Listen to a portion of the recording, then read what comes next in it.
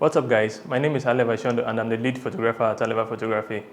Today I want to put you guys through a camera buying guide for those of you that are interested in buying a new camera and you're working on budget. Strictly budget, please. So if you're watching from YouTube, please don't forget to turn on your post notification and subscribe to my YouTube channel. If you're watching from Facebook, use the link below that will direct you to my YouTube channel and subscribe to my channel. If you're watching from Instagram, visit my profile and click the link on my bio that will direct you to my YouTube channel. So, are you a makeup artist? Are you a person that is interested in taking pictures, taking people pictures? Are you interested in event photography? I think this video tutorial is for you if you are strictly working on budget. So, people tend to do mistakes that sometimes they tend to either ask the other person, okay, what camera really works for you, or sometimes they tend to start throwing some shades on some manufacturers that, you guys are no good, or Canon is better than Nikon, Sony is better than Canon. So, first thing I want to make you understand is, as important as your camera is, the lens is much more important than the camera body. If you may think that, okay, the lens is not really important, I want to let you know that you are really wrong. So you want to buy a camera, what you should consider. First of all, you should consider the type of lens that you will be buying, and you should consider the type of camera you will be buying.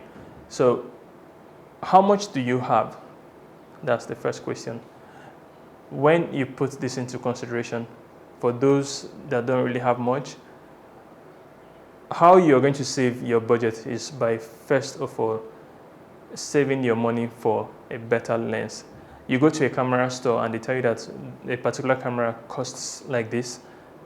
You should weigh your options and select a camera body alone. Don't go with the camera lens. This is one of my students' camera. This is a Canon EOS Rebel T6. She bought this camera with the kit lens, and I want to let you know that if you buy a camera like this, it won't really give you a nice output as regards to you saying you want to go away with the kit lens and then buy a prime lens. A prime lens is a fixed lens. You don't get to zoom in or zoom out. Sorry, like I said, I'm not going deep into the class. I'm going straight up to what you really need. So you go to a camera store, you just ask them, okay, I want a prime lens. What kind of prime lens do you want? Do you want a 35mm lens? Do you want a 24mm lens? Or do you want 85mm lens? Depending on what you are really looking out for. Are you a makeup artist that is interested in just taking portraits of your beautiful models? Are you a person that is just interested in taking portraits of people, or are you interested in events? So that will really determine the kind of prime lens that you should buy for yourself. And as a makeup artist, I think 85mm lens will really work great for you because you don't have to be so close to your model and you don't really have to be that far from your model. 85mm lens is a primary lens that is very great for portrait. I personally use 85mm lens. If you go through my Instagram page, most of the portraits you see, I use an 85mm lens, which really works great for me. If you go down to 35mm lens, 35mm lens can still work very well for you. Yes, it can still work very well for you, but what you will avoid in course of taking portraits of people is you don't want to go so close to your model, because going too close to your model, it's going to cause what's known as image distortion. It's going to distort your image. You find out that when you go too close to a model that you want to take picture of, the person becomes, the person's face kind of tends to be curved, it becomes bogged, and you want to avoid something like that. So you have to keep a distance. But with an 85mm lens, you tend to keep a distance from your model and take a very nice flattering image. 35mm is wise enough or better when you want to take group pictures, and you get to cover a wider angle of view. Why do you want to go for prime lenses instead of going for the kit lenses that normally come with your camera? First of all, the kit lenses are not as sharp as compared to your prime lenses, and the prime lenses tend to give you more color as compared to the kit lenses. They tend to take in more light for you, because an average prime lens will open an aperture up to 1.8, whereas a kit lens will open as wide as 3.5. So if you compare the differences, you see that the kit lens will really work for you when you want to work under dark light, when you want to work under dark environments where you need more light. The kit lens will not give you a good quality image as compared to a prime lens. So next thing you want to consider is for you to get yourself a flash, a camera flash. An example is something like this, or otherwise Speedlights.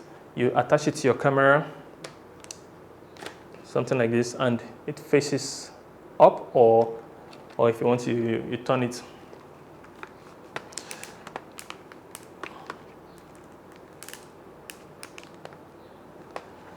Or if you want, you turn it like this, and it faces like this. But most of the time when I'm working indoors, I always put it straight up. Why do you want to put it straight up? When you put it straight up, the light from the source here tends to flash on the ceiling of the room or wherever you are, and then it bounces back to your subject, thereby bringing out a softer light, that kind of evenly distributes on the person's face, your models. And what I see most people tend to do is they always put their flash straight up like this. One thing I'll make you to understand that if you're taking a portrait of someone, I'll advise you that you always turn it a bit back, just a little angle like this. And you should always be cautious of the color of your ceiling or the walls where you want to stand and take a picture of.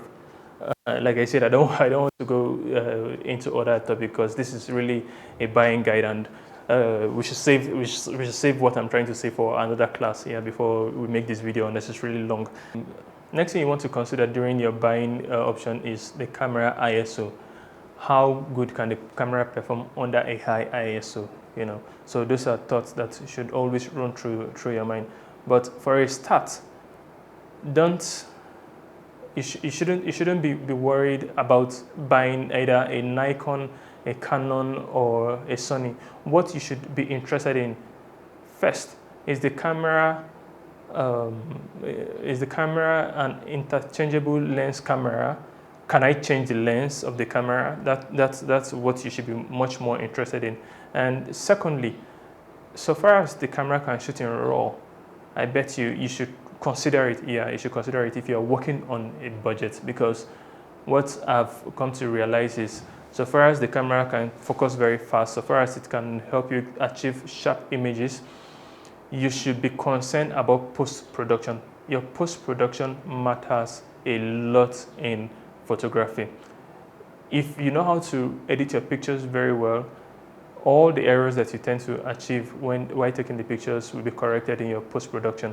So it should be another thing that you should be much more concerned about. So before we wrap up this video, I think we've discussed about the lens, we've discussed about light, and then the camera body. So if you're working on budget, 35mm lens, yes, it can still work for you.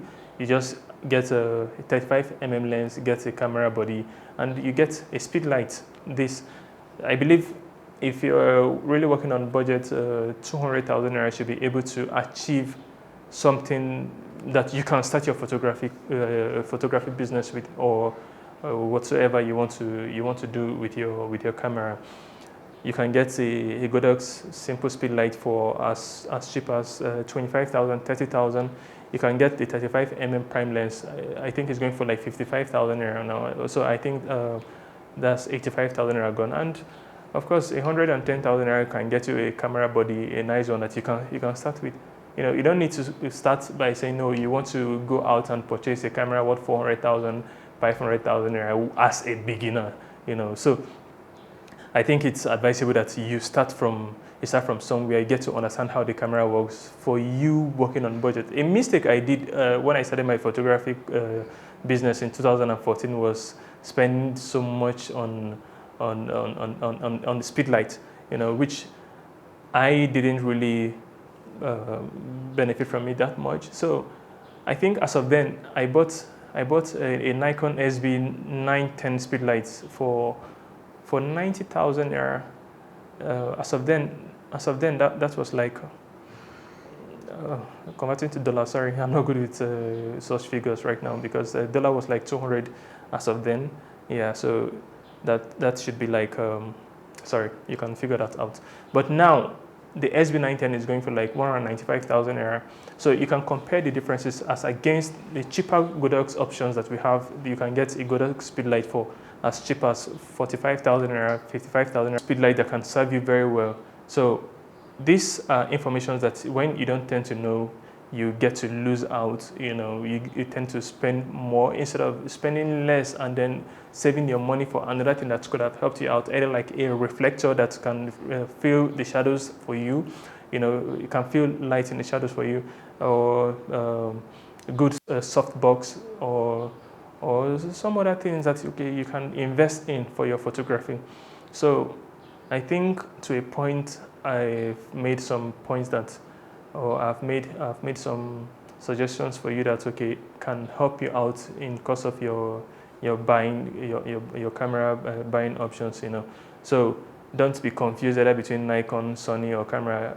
They all produce very nice cameras. It's just for you to get the right tools for yourself and invest more of your time in post-production.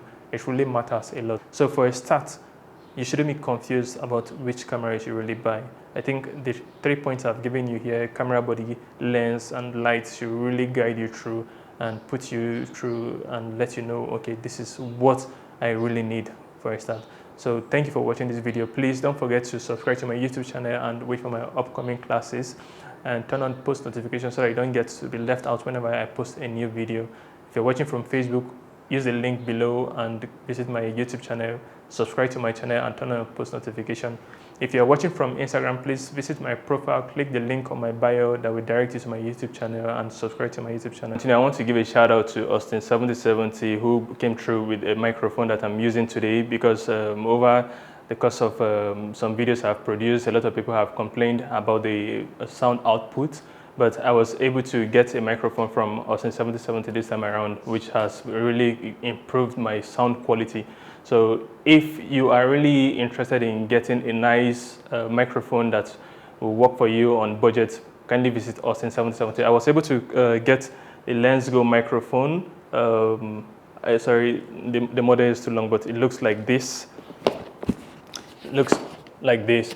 I was able to purchase this for 72,000 naira instead of the Boya, which is going for like 200,000 naira. So I think this will really work for you.